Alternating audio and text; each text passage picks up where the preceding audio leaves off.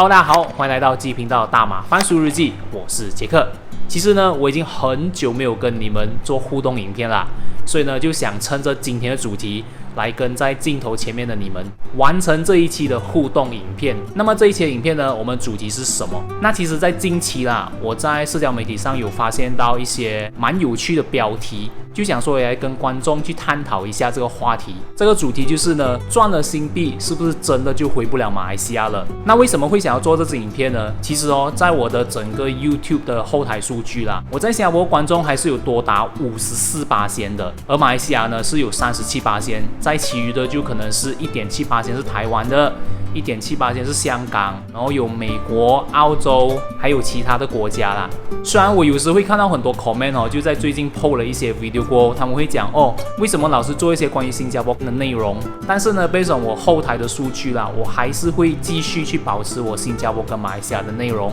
可能再过多一段时间，我会特地做多一支影片来跟你们确认一下我以后要走的方向，我的内容会是什么。因为其实我也是很久没有做这个观众调查了，也没有跟你们确定说你们到底喜欢怎么样的一个内容，所以那个是在以后影片。但今天呢，回归主题，就是我要跟你们互动，在你们眼中啦，其实你们觉得赚了新币过后，是不是真的回不了马来西亚？如果你是在新加坡工作人，又或者你不是新加坡人，你是台湾人啊、香港人啊，赚了新币是不是真的回不了你们自己的国家？那首先呢，我就会在我的 IG 还有 Facebook 发这个限动啦，让大家知道我有这个互动影片，然后再看一下 response 会是怎样，然后再从中跟你们分享，在观众眼中他们对这个主题到底是怎样的一个看法。Hello， 大家好，我是杰克，今天呢要跟大家来做一支互动影片。那今天的主题是什么呢？今天的主题就是你觉得赚了新币过后，是不是真的回不了马来西亚了？又或者在看着影片的你们，可能你们是中国观众啊、台湾、香港啊，那你们来的新加坡赚了新币过后，是不是觉得就回不了你们自己原本的国家了？那这支影片呢，预计会是在11月23号晚上8点半播出，所以如果你们有什么想法，都尽量的在这边留言 ，OK？ 我们来探讨一下这一个主题。OK， 所以呢，24个小时过去了，在 IG 上的限动，还有在 Facebook 上的限动呢，都已经消失了。那现在呢，就来跟大家分享一下有留言的观众他们的看法是什么。大致上呢，在 Facebook 跟 Instagram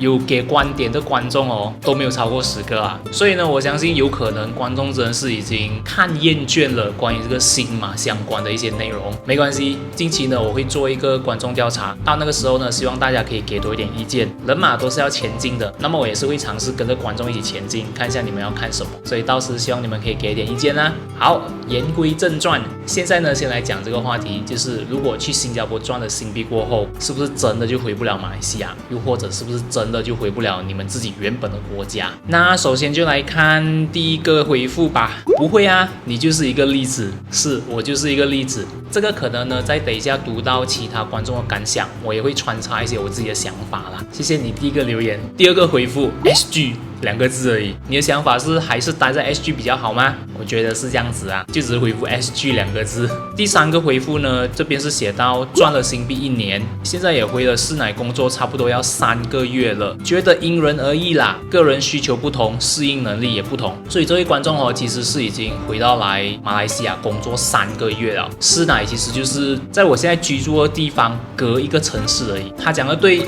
因为这个其实真的是因人而异的。讲到底呢，还是要看自己要什么。Ken, I start from working with others. Now I co-founded a company in Singapore and Malaysia. 所以这位观众他是自己创业，而且他是在新加坡跟马来西亚都有开自己的公司，自己是一个 co-founder。其实讲到创业蛮多人在新加坡工作的都会想说，我存了一笔钱过后就回来马来西亚创业。这个是一般上在新加坡打工的马来西亚人啦，其他国家的人有没有这样的想我就不知道。可是大多数在新加坡打工的马来西亚人，他们都会有这个想法，就在新加坡赚够了第一桶金，再往马来西亚回来自己的国家发展，而且是以创业的形式。我们也可以很时常的听到哦，如果要回到马来西亚的话呢，我就不要打工了，我就回来自己创业。可是我要讲的是呢，有时候想象跟梦想是很美好的，可是其实现实是蛮骨感的。其实创业哦，并不是一门那么简单的事情啊。你要创业，你要投入的资金、精神还有精力，分分钟都是多过打工很多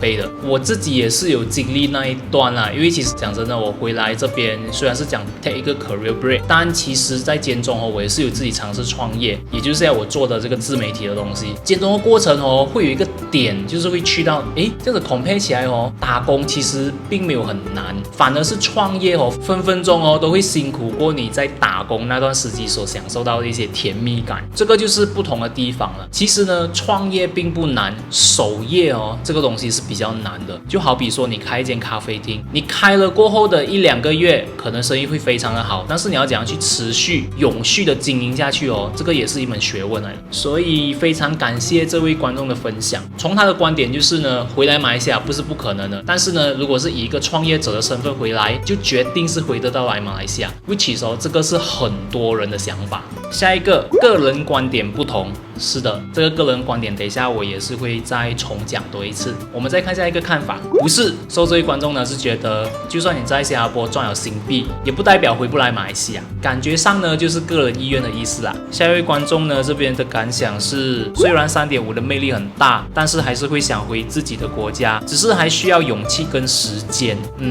非常的赞同勇气跟时间的这个东西哦。讲真的，每个人都不一样。我相信呢，这位观众对马来西亚归属感会高过在新加坡啦，因为这里写到他还是会想回到马来西亚嘛。那其实有很多在马来西亚工作的人都是有这样子的想法的，他们去新加坡只是为了要打工。OK， 在这边呢要做一个 disclaimer 啊，如果你是新加坡观众，我们并没有讲新加坡不好，只是因为我们是生在马来西亚嘛，所以那份归属感跟情感、家人都归属在马来西亚这个国家。其实新加坡我本身是觉得是一个很好的国家，而且我也是有一些身边的人分享，他们是非常喜欢新加坡的环境的，只是因为这个是非常个人的问题，所以就没有必要牵涉到哪一个国家好，哪一个国家不好这种比较表面的问题啦。所以呢，希望大家都不要太过对号入座的感觉。OK， 勇气跟时间，其实我觉得有时候真的是看时间点的，就好像为什么当初我跟纪晓会回到马来西亚，是因为 COVID， 在那个时间点上，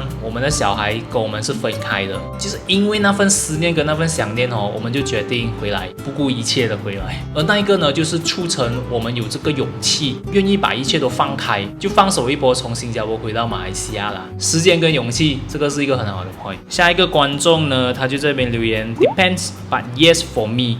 所以他是觉得去了新加坡赚了新币过后啦，就回不了马来西亚了。虽然这边是没有多加说明是什么原因，但是很老实讲啊，有很多的因素。For example， 如果是有看新闻的，又或者是有接触到一些已经convert成新加坡人的马来西亚人哦，我们都可以多少知道他们的想法，为什么他们甘愿convert，也甘愿继续在新加坡工作，在新加坡生活，也不要回到马来西亚。我就可能拿几个点来讲好了啦。第一个，政治，这个有些许的敏感啊。OK， 这个只是我一个个人观点，并不代表整个马来西亚人。OK， 这太严重了。政治的不稳定因素而导致整个经济感觉上好像一直在退步，投资者都不敢来马来西亚投资，因为政治不明朗。这个我相信是大家都众所周知的，那些权力游戏啊，政治上的权力斗争，再加上一些种族课题，这个也是有点小敏感，不多做解释，大家知道的都知道。不管是从民生，又或者到公司里面管理层要分多少 percent 的 quota， 读大学要给多少 quota， 这些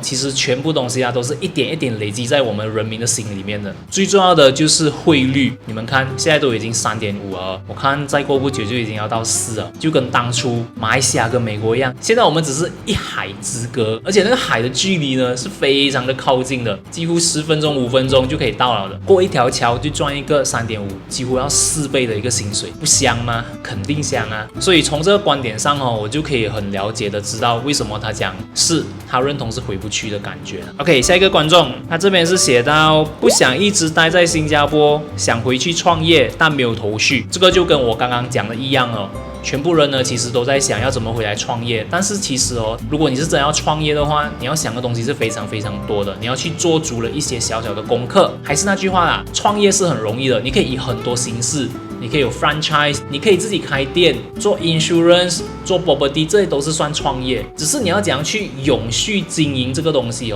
这个呢就真的是自己要好好去斟酌一番。要怎么去守业是一个很大很大的学问。下一个观众是讲，是因为新加坡生活压力大，包括租金和生活费用带来很大负担。你是写回不来吗？这样子看上去他应该是觉得回不去了，就是回不来马来西亚的意思。如果我有误解你的意思的话你在下面留言啊 ，OK？ 因为我这样子看上去我这边是觉得你的答案是写是，我觉得回不来马来西亚，因为新加坡的生活压力太大，再加上生活起居上的费用都一直在上涨，而导致没有办法可以回到马来西亚生活的一个感觉，是这样吗？应该是啊不是的话你就留言纠正我一下。其实现阶段我觉得在新加坡的生活费啦，如果你是以一个中等收入的员工，大概个2-3千这样子，吃的这一方面其实还好的，其实重点就是在租金而已，租金是一个很大的 portion。当然，如果你是每天来回的话，就不会那么重本啦。可是你的那个精神要耗费在过长的这个时间上是很累的。虽然很多人讲如果你在新加坡做工，你住马来西亚每天来回的话，你就可以省很多，那是当然，但是你要付出的东西又是不一样的。可是听讲最近租金应该会下调，我们就拭目以待啦。租金到底是会下调吗？还是会继续上涨？新加坡生活压力大吗？其实是 depend 啊。我觉得不管在哪一个国家啦，生活压力、工作压力都一定是会有的，只是看你怎么选，是选择上的问题，我还是这样子觉得。好，最后呢，我们来看这个是最后一个观众留言的，他这边是写回去 holiday 可以啦，回不去生活了。那么我相信这位留言的观众呢，他应该是已经在新加坡生根了吧。很老实讲啦，如果在一个地方生活久了，然后也逐渐跟得上那一个地方生活的步伐过后，习惯了那一个地方的生活步调，有回不去生活这个想法我觉得不是不好的，是一件好事，是因为你已经习惯了那边的所有的生活步伐，所有的一切对你来讲可能就是最好的安排。因为世界那么大，不一样的生活会适合不一样的人，可能就那么刚好在新加坡的生活就非常适合你，这是没有错的 OK。 是这样的话，我就真心的觉得你真是选对了，就是你有去到新加坡，你有感受到这样子的生活非常适合你，是好事，真的。好啦，那么现在呢，就让我来跟你们分享一下我个人的观点。如果你问我，杰克，如果你去新加坡赚了新币过后，是不是就回不来马来西亚了？那 obviously 我现在是已经回来了。所以呢，如果你问我这个问题我给的答案是不一定第一就是要看个人，你自己之前去新加坡的时候是不是有一个 planning， 就是说，我去那边赚了一笔钱过后我就要回来，但间中也是有很多的变数啦。就好比我自己来讲啦，拿我做一个 example， 其实我之前去新加坡工作的时候我是完全没有想过这样子的问题的 ，which is 到我工作了5-6年过后，我才想到我应该是没有办法可以回到马来西亚生活啦，因为其实我蛮习惯了那边的步调，那边的 efficiency， 我甚至有一度我会觉得马来西亚的步伐非常的不适合我。这个是我在认识纪嫂，还没有跟纪嫂结婚，小番薯还没有出生之前的想法。但很多时候呢，很多东西都是不可预测的。一直到我跟纪嫂结了婚，有了小番薯，在新加坡要将近10年的时候，就 COVID 爆发了。那个当下真的是改变我人生一切的想法，我的观点，甚至牵涉到我的人生观。所以有时候呢，话没有办法可以讲到非常的死了。就好像我之前则是铁定认为，我就一辈子会在新加坡工作，然后一直到我退休为止。我会回马来西亚生活，但是是退休过后。但我万万没有想到的是，你看我现在竟然在这边。所以呢，我绝对不会跟你讲这个是不可能的事情，而是看在你人生当中是有哪一个奇异点，你可能会做一些决定是跟你之前所定下的3观，你一路以来坚持下来的原则是有非常大的反差的。这个是我经历到的啦，所以我在这边跟你们分享。所以回得来吗？回得来。那如果我自己本身觉得是回不来的话，你也有可能是回得来的。这个是一个蛮 interesting 的东西的。追根究底，我还是觉得是选择上的问题。我们撇除所有一切的物质啊、汇率啊这些东西来讲，因为其实如果你要讲物质上、汇率、efficiency 2个国家这样的对比的话，当然在新加坡生活的 efficiency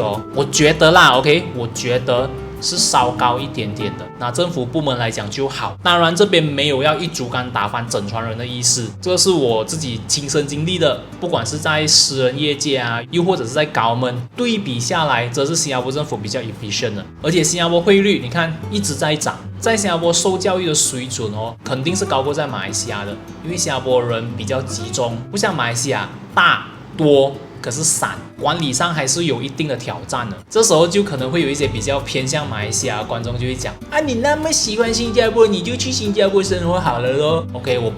没有讲我不喜欢马来西亚，我也没有讲我讨厌新加坡，这个只是一个分享 ，OK， 不要太过吃味。就撇除这些一切的东西还是看你怎么选。看你当下所面对、所经历的东西是什么，你就会做出一定的选择了。所以你问我，如果赚了新币过后回不了自己的国家吗？回不了马来西亚吗 ？No， 你一定回得到的，只是看你当时要怎么选。看在那一个时候的你所面对的东西、所经历的东西，会促使你比较偏向哪一个国家生活。这个是我给的一个结论啦，我自己的观点。好啦，我觉得今天影片就到这边啦。最后就是，如果你们觉得这支影片不错，有给到你们一些有用的信息，那就给我一个赞。我们下一支影片见啦，拜。